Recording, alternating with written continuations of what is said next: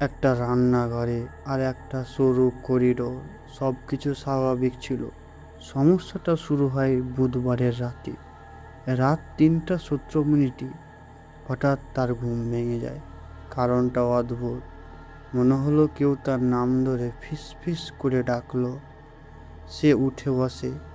চারপাশে অন্ধকার, কেউ নেই। মোবাইল হাতে নিল। সময় 3:17। সে আবার ঘুমিয়ে পড়ল। পরের দিন একই ঘটনা, আবার 3:17, একই ডাক, একই কণ্ঠস্বর। সে এবার নিশ্চিত সে স্বপ্ন দেখছিল না, কেউ তাকে সত্যিই ডাকছে। তৃতীয় রাতে আবার 3:17, কিন্তু এবার নতুন কিছু হলো। ডাকটা এলো তার শোবার ঘর থেকে না, এলো করিডোর থেকে। যেন কেউ দাঁড়িয়ে আছে আর খুব আস্তে বলছে, এই। তার বুকের ভিতর ধক করে উঠল। তবু সে সাহস করে দরজা খুলে বাইরে ডাকলো না। করিডোর ফাঁকা, একদম ফাঁকা। তারপর কয়েকদিন কিছু হলো না। সে ভাবলো ব্যাপারটা শেষ। কিন্তু 1 সপ্তাহ পরে সে একটা ছবি পেল নিজের ফোনে। রাত 17ই তোলা। ছবিতে দেখা যাচ্ছে সে ঘুমিয়ে আছে নিজের বিছানায়। ছবিটা তোলা হয়েছে ঘরের দরজার কাছ থেকে, মানে ছবি তোলার সময় ঘরে আরেকজন ছিল। সে ভাবলো কেউ হয়তো হ্যাক করেছে, মজা করছে। কিন্তু পরের রাতে ছবিটা দেখে সে অসুস্থ হয়ে পড়ে। কারণ দ্বিতীয় ছবিটা আগের চেয়ে কাছ থেকে তোলা, আরও কাছে, যেন কেউ বিছানার পাশে দাঁড়িয়ে আছে। তৃতীয় রাতের ছবিতে ক্যামেরা ছিল তার মুখের ঠিক সামনে, ঘুমন্ত অবস্থায়, এত কাছে সে তার নিঃশ্বাস পর্যন্ত দেখা যাচ্ছিল। সে পুলিশের কাছে যায়নি, কারণ একটা জিনিস সে কাউকে বলতে পারেনি। প্রতিটি ছবির কোণায় একটা ছায়া দেখা যেত, একাই ছায়া, লম্বা, পাতলা, আর মাথাটা অস্বাভাবিক কাত করা।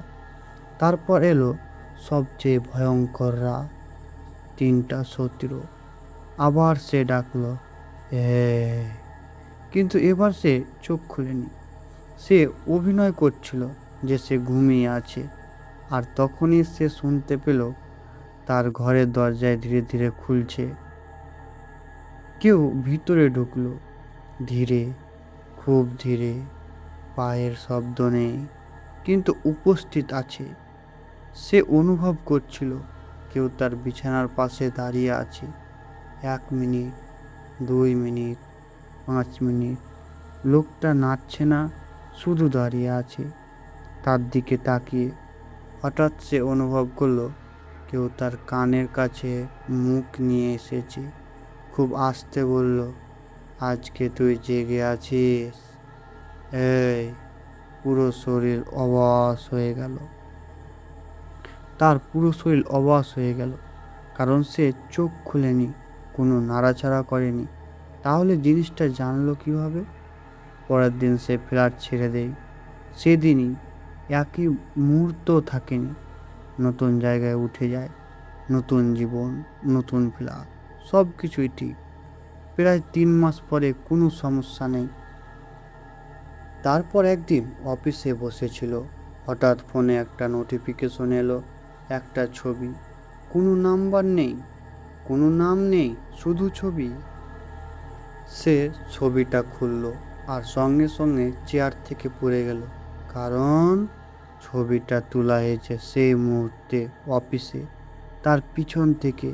ছবিতে সে নিজেই বসে আছে কম্পিউটারের সামনে, আর ছবির নিচে একটা মাত্র লাইন লেখা, আমি তোকে বলিনি যে আমি ওই ফ্ল্যাটেই থাকি, আমি থাকবো তোর পিছনে। এখন একটাই প্রশ্ন, এই গল্পটা শোনার সময় তুমি কি একবারও পিছনে তাকিয়েছো? কারণ যারা তাকায় না তাদের নিয়েই নাকি ওরা বেশি আগ্রহ।